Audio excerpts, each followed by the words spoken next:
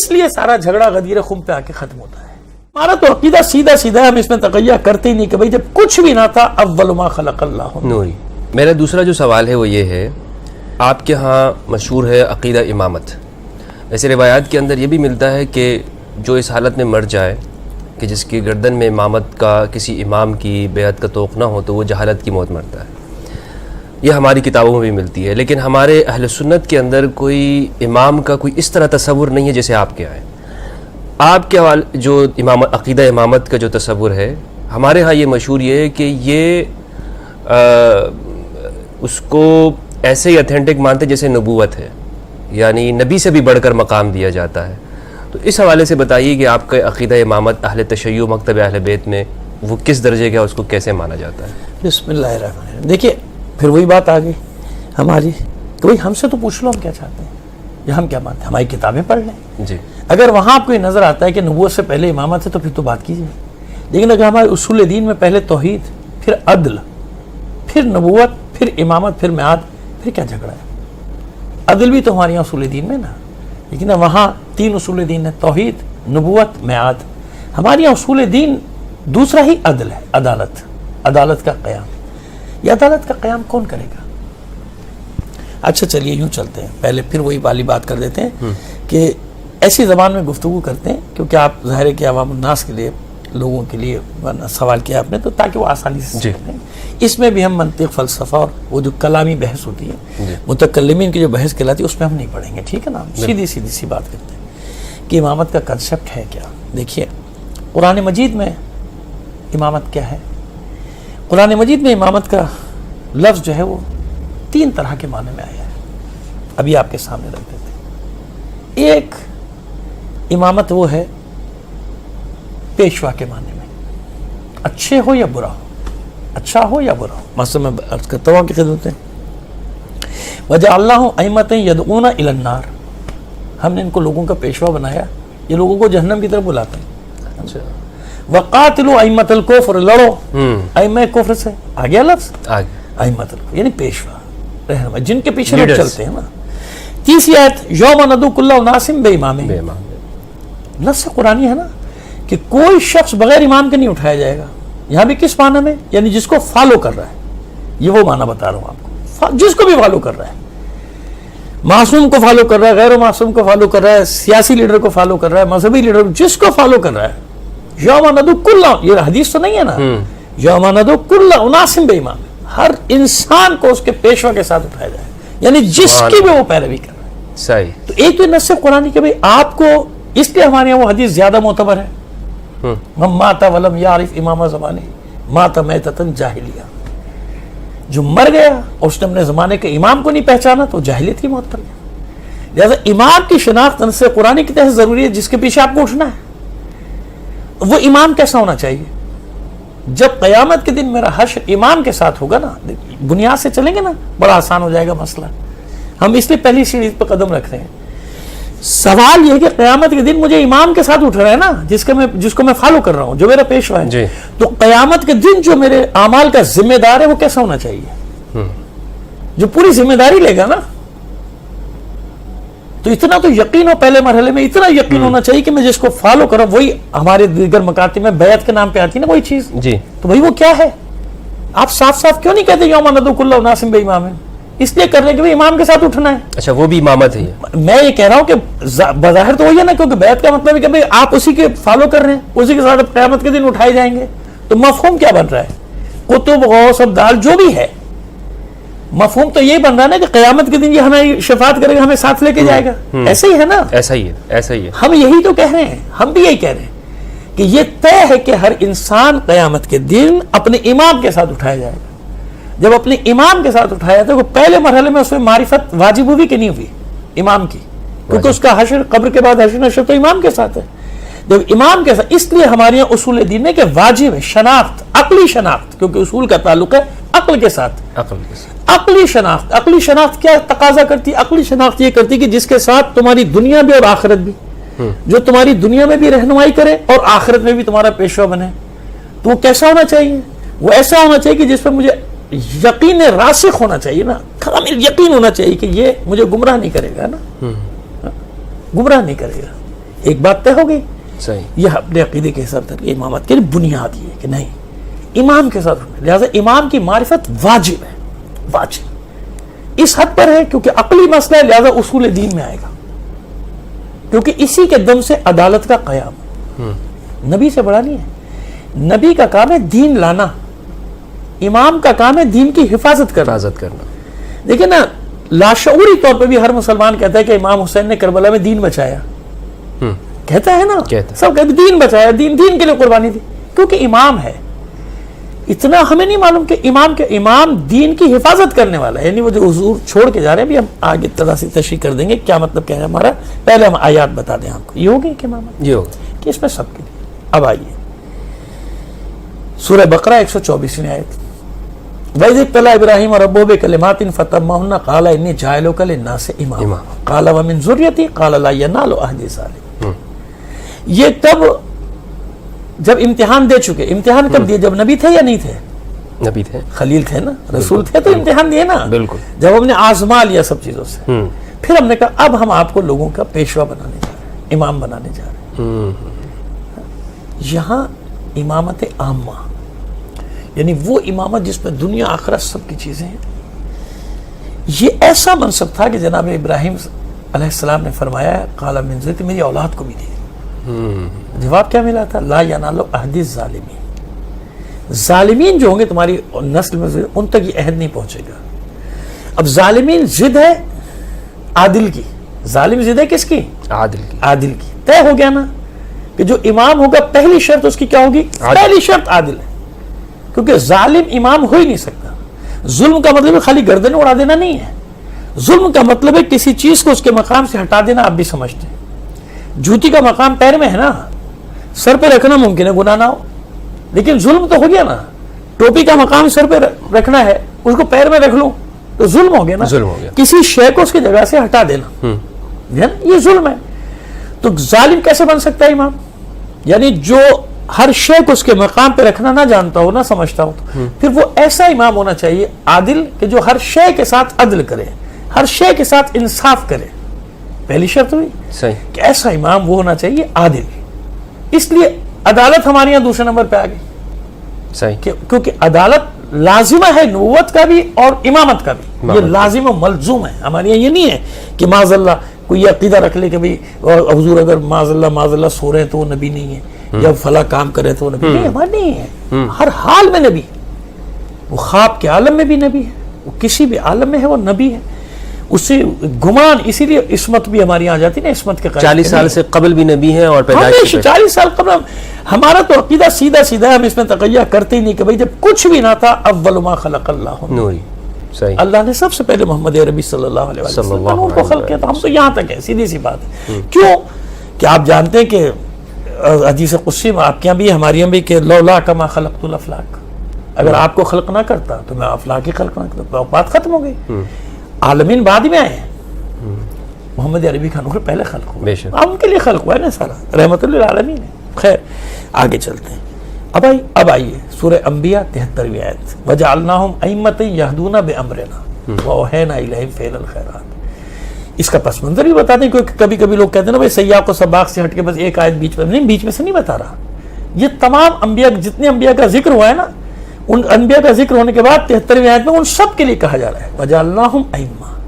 ہم نے ان تمام انبیاء کو امام ائمہ بنایا نا. پیچھے سب کا متعدد, یعنی جتنے انبیاء کے نام اس میں ہیں, سورہ انبیاء میں سب سے زیادہ انبیاء کے نام ہے, اس کے سورہ صافات میں وجعلناہم ائمہ, ہم نے انہیں امام بنایا. دوسری بات یہ ہے کہ یہ امام, اس منصب کا امام بنانا, نبی بنانا اور وہ امام بنانا لوگوں کا کام نہیں ہے, کیونکہ منصب اتنا زبردست. لوگ کہاں سے فیصلہ کریں گے کہ عادل, جب ان کا خود اپنا فیصلہ نہیں کر سکتے کہ عادل ہوں کہ نہیں ہوں میں.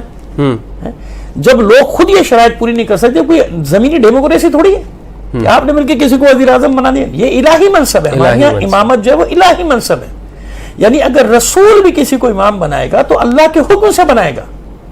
رسول اپنی مرضی سے نہیں بنا سکتا. ابھی میں دلیل دے دوں گا نا آپ کو.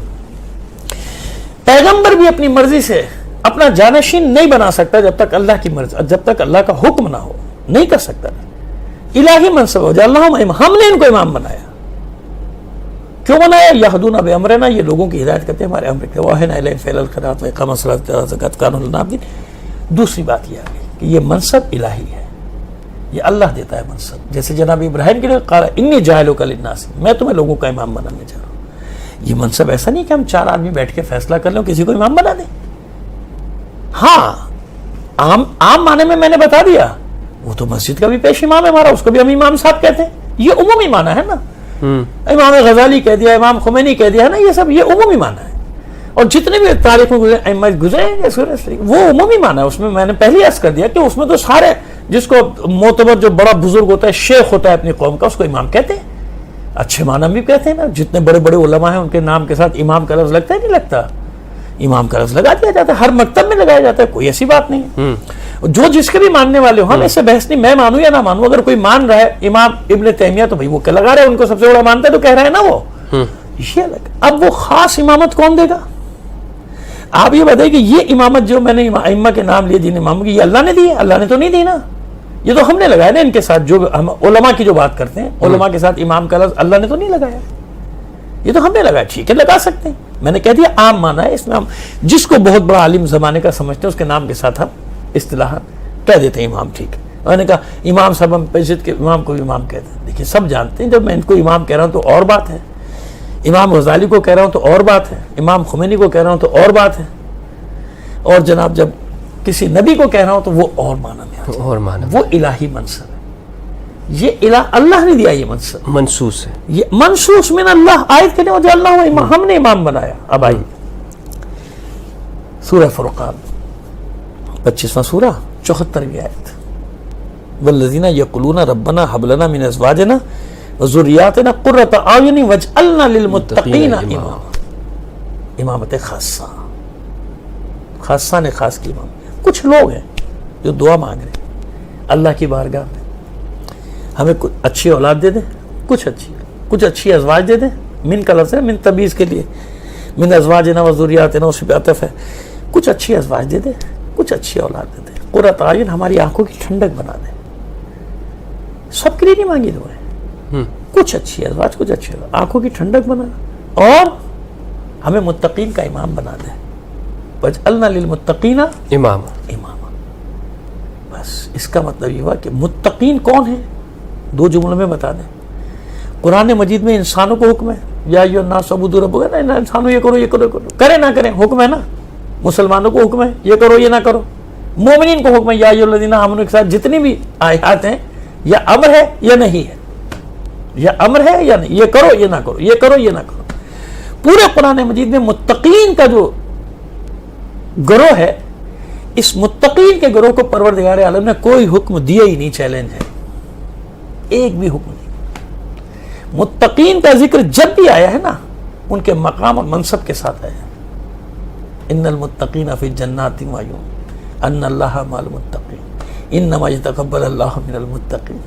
बल्कि मोमिनीन को हुक्म दिया गया, या अय्युहल्लज़ीना आमनू तक़ुल्लाह, ए मोमिनो आगे बढ़ो, मंजिल खत्म नहीं हुई, जाओ तक़वा की तरफ जाओ, है ना। अलिफ लाम मीम ज़ालिकल किताबु ला रैब फीह हुदल लिल मुत्तकीन। एक हुक्म नहीं है पूरे कुरान में। तो ये दुआ मांगने वालों को देख रहे हैं ना कि मुत्तकीन की जमात वो जमात है जिसे अल्लाह ने कोई हुक्म दिया, यानी वो सबके कबूल सबके होंगे इंशाअल्लाह अमाल, लेकिन कुरान मजीद में जिनकी जमानत दी है ना अमाल के कबूल होने की, वो है मुत्तकीन का। सही, तिलका दारुल आखिरतु नजअलुहा लिल्लज़ीना ला युरीदूना उलवन फिल अर्ज़ि वला फसादा वल आक़िबतु लिल मुत्तकीन।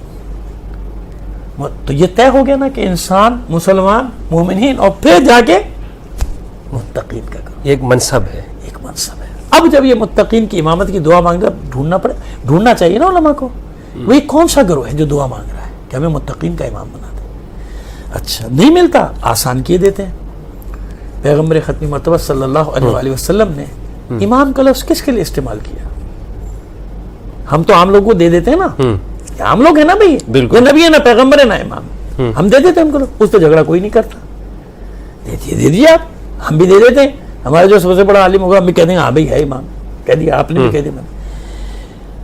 अल्लाह का रसूल जब किसी को इमाम कह रहा है कि ये इमाम है, चाहे ये क़याम की हालत में हो, चाहे ये क़ूद की हालत में हो, उनकी इमामत क्या है फिर? وہ نس ہو گئی کہ نہیں ہوگی؟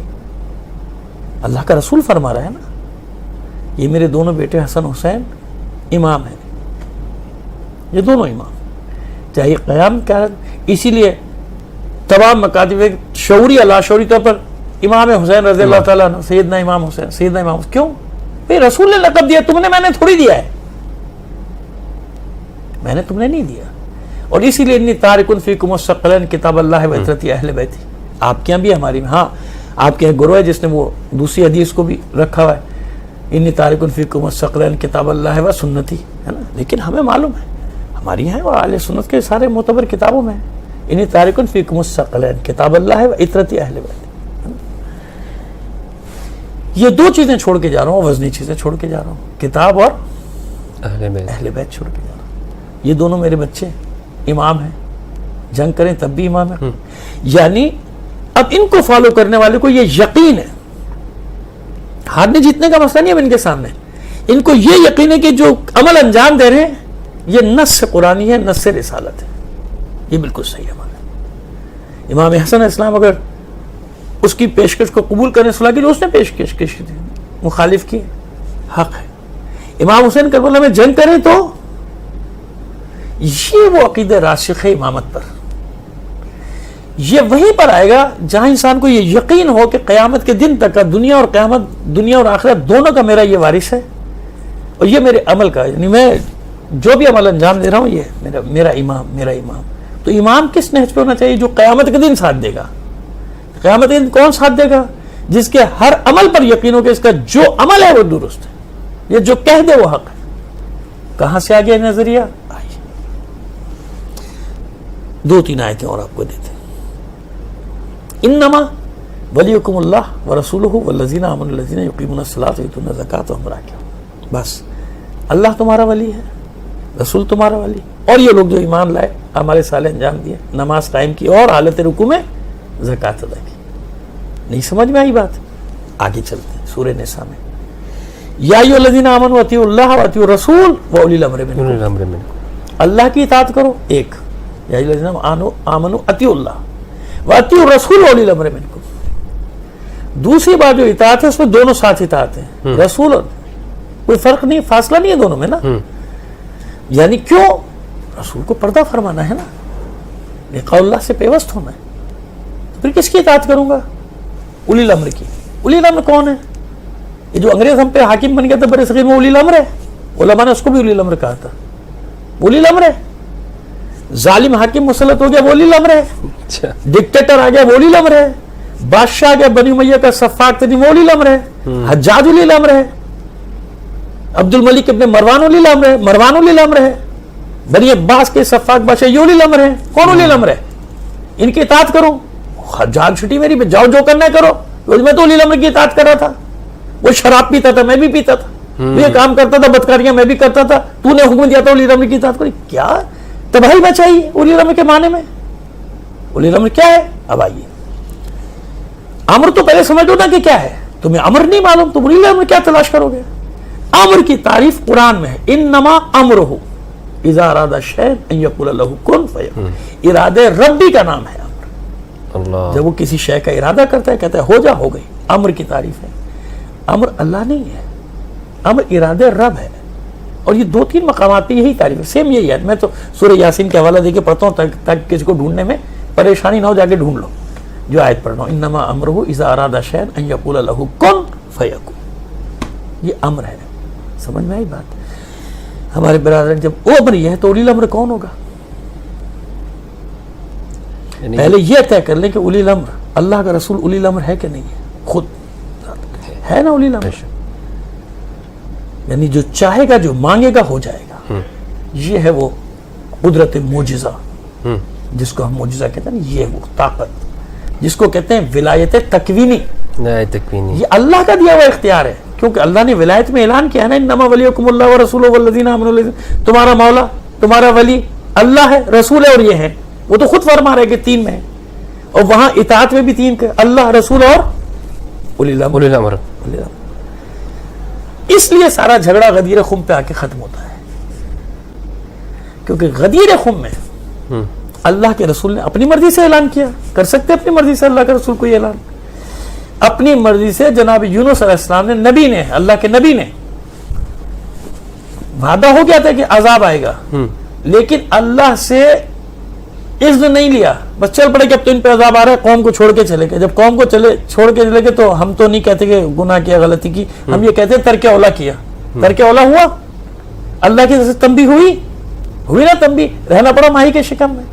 تو آپ کیا یہ توقع کر سکتے ہیں کہ جب جناب یونس کے ساتھ, تو پیغمبر ختمی مرتبہ صلی اللہ علیہ وآلہ وسلم ہر فعل وما ينطق عن الهوى ان هو الا وحی یوحى, اللہ کی مرضی, ورنہ پہلے اعلان کر دیتے اپنی مرضی تو ہوتی. تو غدیر خم میں یہ جو علی کی ولایت کا اعلان ہے نا, یہ اپنے بعد اولی الامر کی نشاندہی, یہ عقیدہ امامت کا آغاز ہے. جی, عقیدہ امامت, یعنی امامت کا اعلان تو اللہ کے رسول نے پہلے ہی کر دیا تھا اس امت کے لیے, لیکن یہاں بتایا کہ میرے بعد ہادی کون ہے تمہارا. صحیح, کہ من کن تو مولا, بھائی چلے آپ کہتے ہیں نا جس کا میں مولا نہیں, آپ اس کو سوالیہ بنا لیں, آپ تو عربی ماشاءاللہ خوب جانتے ہیں. من سوال کے لیے بھی تو آتا ہے نا, من ربوں کا, من نبیوں کا, من اماموں کا, قبر کے جو سوالات ہیں, آپ اس کو سوال کر لیں پہلے جملے کو, من کن تو مولا, بتاؤ کس کس کا میں مولا, فرض کر لیں نا. ہم تو ترجمہ یہی کرتے ہیں نا, جس کا میں مولا اس کا علی مولا. کچھ دیر کے لیے, لمحوں کے لیے فرض کر لیجئے, جیسے اللہ کا رسول سوال کر رہا ہے من کن تو مولا, بتاؤ کس کس کا میں مولا. تو اب کس کس کا مولا ہے اللہ کا رسول؟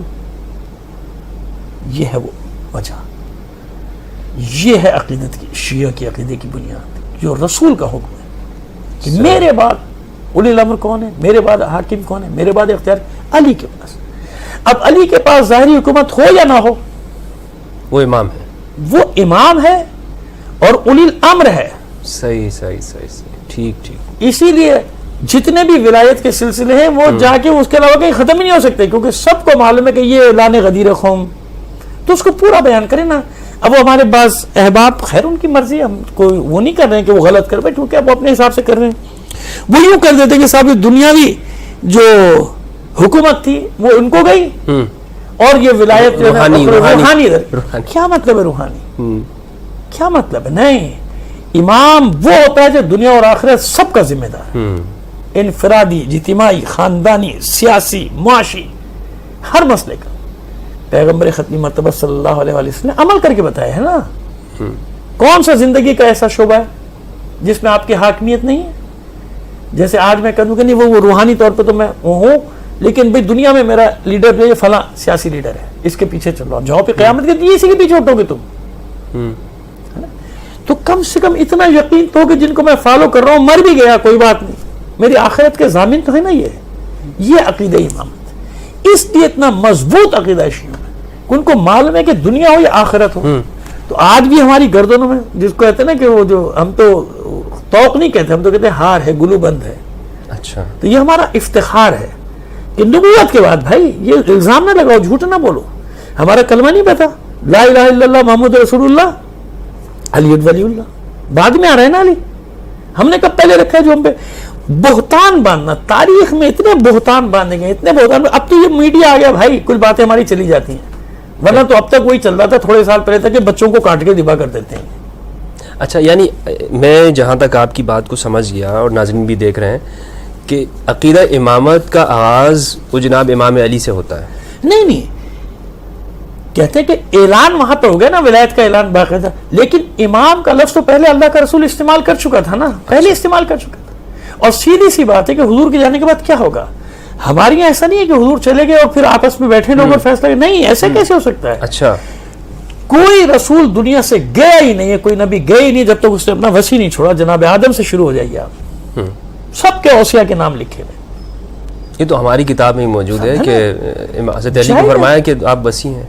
تو پھر جب جائے نہیں تو پھر سب تو ایسے اس طرح سے گئے, اور اللہ کا رسول جس کے بعد اب کوئی نبی نہیں آئے گا, کوئی کتاب نہیں آئے گی, کوئی دین نہیں آئے گا, وہ ایسے چلا جائے گا لاوارث چھوڑ کے پوری امت کو, معاذ اللہ, نہیں ہو سکتا نا. لہذا یہ ہے جس پہ پردہ ڈالا جاتا ہے کہ نہیں, ہم جانتے ہیں اسے ہمیں کہ پہلے دن سے دعوت ذوالعشیرہ میں ہی اعلان کر دیتے. یعنی اب یوں سمجھا دوں میں, چلیے آپ کا سوال, آپ کنفیوژن آپ کا دور کر دوں, کہ دعوت کے پہلے دن سے اللہ کا رسول بتا رہا تھا کہ میرے بعد کون ہے نا, میرا خلیفہ, میرا وسیع, میرا جانشین, سب دعوت ذوالعشیرہ کا تاریخ میں موجود ہے آپ کے جملے کہ یہ جو آج میری گواہی دے گا کل وہ میرا وسیع, میرا وزیر ہوگا. تو حضرت علی اٹھتے تھے نا بچپن سے, یہی جس پہ مذاق اڑایا گیا, بالکل صحیح نا. تمام کتابوں میں شب ہجرت بتایا اپنے بستر پہ سلا کے, مواخات میں بتایا, مواسات میں بتایا, خیبر میں بتایا, خندق میں بتایا کہ کل کفر کل ایمان کے مقابلے, عمر ابن عبدوت کے مقابلے پر جب خندق میں گئے تو آپ نے کیا فرمایا, کل ایمان کل کفر کے مقابلے پہ جا رہا ہے. اور جب قتل کیا تو کہا ضربت علی یوم الخندق افضل من عبادت الثقلین. یہ تو تاریخوں میں ہے جملے. خیبر جو فتح کی, کل میں اس کو فتح دوں گا, صحیح بخاری کی, لأعطین الرایۃ غدا رجلا قرارا غیر فرار یفتح اللہ علی یدہ. ایسے ہی ہے نا. ایسے تو اب یہ سامنے کی بات ہے, اتنے مقامات پہ رکھے, لیکن نہیں اب حکموں کے صراحت کے ساتھ, یعنی ہم تو کہہ رہے ہیں پہلے دن سے اپنے وسیع کا اعلان کر دیا تھا کہ کون ہوگا, لیکن اس کے باوجود غدیر خم میں مسئلہ کہ فرق کیا تھا دوسرے مقامات تو اس مقام میں. اچھا ایک اور عجیب بات یہ ہے کہ غدیر خم کی حدیث وہ حدیث ہے جس کے معنی تو بدل سکتے ہیں لوگ, تشریح تو بدل سکتے ہیں, لیکن اس حدیث کا انکار کسی نے نہیں کیا آج تک. حالانکہ دیگر حدیث میں تو ان کا نہیں, ہماریاں ہیں تمہاریاں نہیں, تمہاریاں ہیں میریاں نہیں, یہ سب ہوتا رہا. اس حدیث پہ نہیں ہے, حدیث سب نے لکھی. کیوں؟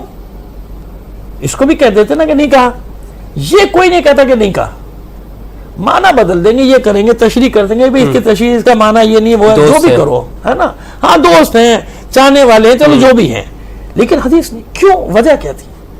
اب دیکھیں یہ حکمت الہی ہے کہ جتنی بھی حدیثیں ان میں گڑبڑ کرنے کی کوشش کی, ادھر کا ادھر لگا دیا, آدھا کھا گئے, آدھا رکھ دیا, آدھا بھیج دیا, سب پتہ نہیں کیا کیا کیا ہوا. لیکن یہ اتنا امپورٹنٹ مسئلہ تھا اپنے بعد ہادی کا اعلان. اگر یہ کہیں اور ہوتا نا, کہہ سکتے ہمیں تو پتہ نہیں بھائی, کیونکہ ایک ایک روایت 10 راویوں سے آ رہی ہے, کوئی کچھ کہہ رہا ہے, کوئی کچھ کہہ رہے تھے. وہ خلفاء اثنا عشر کی والی حدیث کا حل ہوا ہے, کوئی کچھ اپنی اپنی مرضی سے, سب نے اس کے جملے لگائے ہوئے ہیں, رکھے ہوئے, اور تشریح بھی اپنی مرضی کی کرتے ہیں. کہیں بھی ہوتا, ہر حدیث میں گڑبڑ ہوتی. یہ ولایت کی حدیث کہیں بھی ہوتی نا, بیان یہی ہو جاتا, بھائی ہمیں نہیں پتا, وہ سنا تھا. کچھ حدیثوں نے یہ بھی کہ انہوں نے اتنے نام لیے, اس کے بعد کیا کچھ کہا تھا میں نے سنا نہیں. وہ جو کچھ کہا تھا نا, وہ کیا تھا؟ وہ علی کا نام تھا.